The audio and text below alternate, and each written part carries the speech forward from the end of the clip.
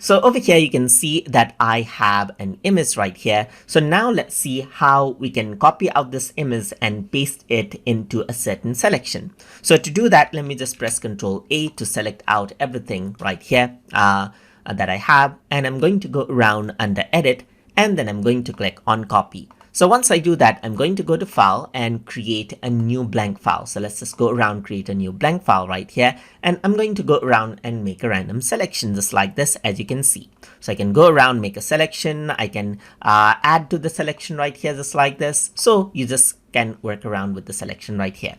So once the selection is active and you've made your selection, you can go around over here onto Edit, and then you can go around and click on Paste into Selection. So once you do that, you see the picture right here. You can go around right here. You can see the selection just like this, and you can go around, you utilize the Move tool, move it anywhere you want, because the content that you copied is pasted onto this exact selection, as you can see. Let me press Ctrl D right here, and this is what you have. Let me just go around and then make another selection right here.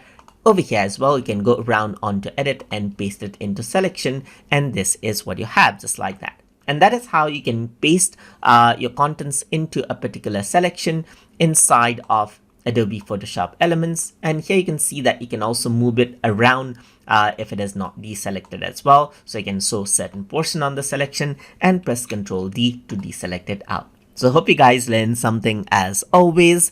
And as always, please like, comment, share, and subscribe.